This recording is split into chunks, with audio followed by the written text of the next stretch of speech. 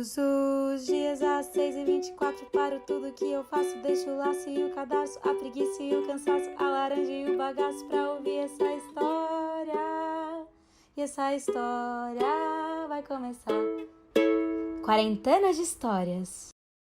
Em um vilarejo distante chamado Swampuk, viviam humildes aldeões peculiares que eram saudáveis, alegres e não precisavam de muito. Os alimentos cresciam abundantemente nos jardins. Os riachos ofereciam água límpida e até as humildes residências davam a sensação de luxo, pois o clima em Swampuk era bastante agradável e os habitantes se dedicavam tanto às suas atividades que após um longo dia de trabalho na lama, simplesmente se deitavam e adormeciam. Acidentes graves eram frequentes, como aquele em que o aldeão Pullman decepou com a foice a perna do seu vizinho, o aldeão Hayward. O vizinho ficou compreensivelmente aborrecido, mas os habitantes de Swampuk eram tão amáveis que logo o ocorrido foi superado.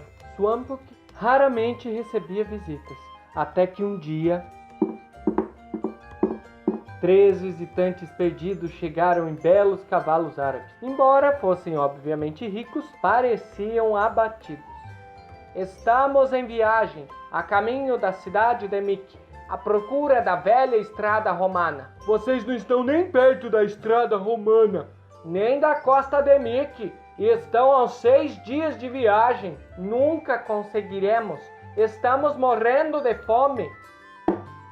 Apesar dos temores, os aldeões se comoveram com a dama caída ao chão. Resgataram-na e a levaram junto de seus companheiros para a casa mais próxima, onde uma dúzia de aldeões se juntou em torno deles, oferecendo ajuda. A aldeia Sally perguntou por que pessoas tão ricas não tinham simplesmente comprado comida de outros viajantes que encontrassem pela estrada. Não quero parecer rude, mas não podemos comer grãos, vegetais, nem carne de animais. Se não podem comer grãos, vegetais, nem carne de animais, o que os senhores comem? Pessoas.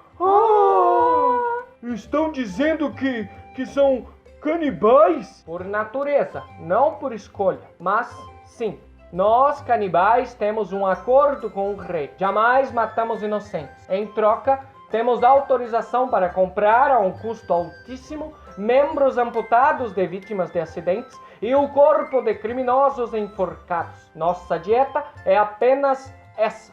Estamos indo para a cidade de Mick, pois é o lugar no reino com o índice mais alto de acidentes, como também o maior número de mortes por enforcamento. Fosse em qualquer outro lugar, as pessoas teriam deixado eles morrerem de fome.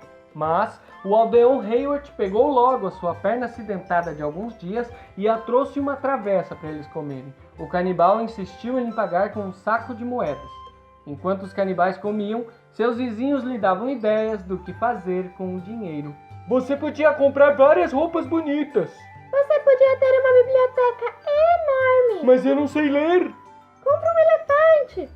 Você podia construir uma casa de madeira. E foi isso que ele fez.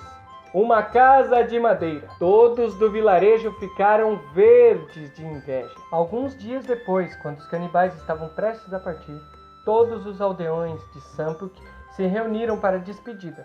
Inclusive o aldeão Hayward, que agora estava caminhando sem ajuda de muletas. Eu não entendo. Achei que tivéssemos comido a sua perna.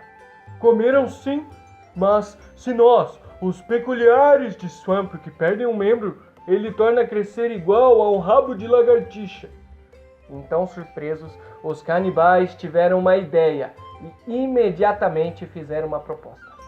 Os membros que comemos na costa de Mick raramente são frescos. E estamos cansados de alimentos em decomposição e criminosos magrelos que mal dão para palitar os dentes. Vocês nos venderiam alguns dos seus? Pagaríamos muito bem, é claro. Ele abriu a bolsa e mostrou uma grande quantidade de ouro e joias. Os aldeões arregalaram os olhos, mas ficaram desconfiados. Não podemos vender nossos membros. Preciso de minhas pernas para andar. Então venda apenas os braços. Mas precisamos dos braços para trabalhar na lama do brejo. Com o que vão nos pagar, nunca mais vamos trabalhar. Isso não me parece certo, nos vendemos desse jeito. É fácil falar, você tem uma casa de madeira. Os aldeões fizeram então um acordo com os canibais. Os destros venderiam o braço esquerdo e os canhotos venderiam o braço direito. E eles continuariam a vender os membros à medida que tornassem a crescer. Assim, teriam uma fonte permanente de renda. Todo mundo pareceu satisfeito com o combinado, exceto o aldeão Hayward, que gostava bastante de trabalhar no pântano. A peculiaridade era tal que não doía muito, e os membros saíam com bastante facilidade. Eles usaram o dinheiro que ganharam para construir casas de madeira como a do aldeão Hayward. Todos queriam uma porta que abrisse e fechasse com dobradiças. Então, o aldeão Pullman construiu uma casa com 2 andares, e todos quiseram uma casa de 2 andares. Depois, a aldeia Sally construiu uma casa com 2 andares e um telhado triangular. E logo, todos queriam casas com 2 andares e telhado triangular. Por fim, as casas ficaram tão grandes que mal havia espaço entre uma e outra. E a praça da aldeia, antes ampla e aberta, fora reduzida a um beco muito estreito. O aldeão Bartô foi o primeiro a encontrar uma solução. Ele decidiu comprar um terreno grande nos arredores do vilarejo e ali construiu uma casa nova, ainda maior do que a que habitava antes. A antes humilde aldeia de Swampuk se expandia rapidamente à medida que os aldeões compravam extensões de terra cada vez maiores para financiar a empreitada. Eles passaram a vender aos canibais um braço e uma perna ao mesmo tempo, com exceção de Hayward, que continuava a trabalhar no campo e se recusava a vender mais membros aos canibais. Foi quando o Sr. Pullman derrubou a sua casa de madeira e a substituiu por uma de tijolos, o que deu início a uma competição entre os aldeões para ver quem construía a casa de tijolos mais grandiosa.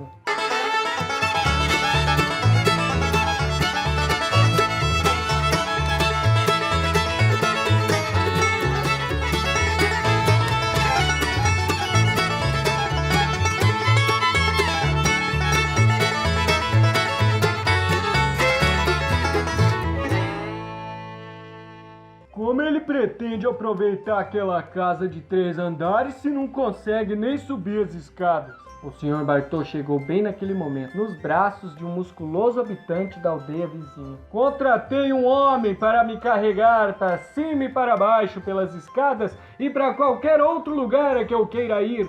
Não preciso de pernas! As senhoras ficaram pasmas, mas não demoraram a fazer o mesmo e vender as 2 pernas. Quanto mais os aldeões e os canibais dependiam uns dos outros, mais crescia o apetite de ambos os grupos. Os canibais engordaram e, após esgotarem todas as receitas possíveis com braços e pernas, começaram a imaginar qual seria o sabor das orelhas. Mas os aldeões não lhes vendiam as orelhas, porque elas não tornavam a crescer. Tal situação prosseguiu até o Sr. Bartô, carregado por seu criado, visitar em segredo a floresta dos canibais e perguntar a eles quanto estariam dispostos a pagar por elas. Ele ainda conseguiria ouvir, raciocinou. E embora isso fosse deixá-lo um pouco feio, a bela casa de mármore que ele conseguiria construir com os rendimentos compensaria o problema, já que agora Sr. Bartô possuía dívidas altíssimas no banco. Os canibais ofereceram uma soma exorbitante pelas orelhas do Bartô, e então as cortou fora, feliz por se livrar delas, ao construir a casa mais bonita do vilarejo. E assim, orelhas foram vendidas e casas de mármore construídas. Cada um queria ser conhecido como o proprietário da mais bonita casa de Swampuk. Eles começaram a abordar os canibais com ideias novas. O senhor me emprestaria dinheiro com meu nariz como garantia? Não, mas ficaríamos felizes em comprar o seu nariz. Está bem, eu vendo meu nariz. Ele substituiu por um falso, feito de ouro, e com o dinheiro que ganhou, construiu uma enorme cúpula de ouro no alto de sua casa de mármore. Vocês já devem ter adivinhado aonde isso deu. E os canibais? Eles eram civilizados e respeitavam a lei, mas não eram santos. Por isso, os canibais resolveram se mudar para a casa dos aldeões.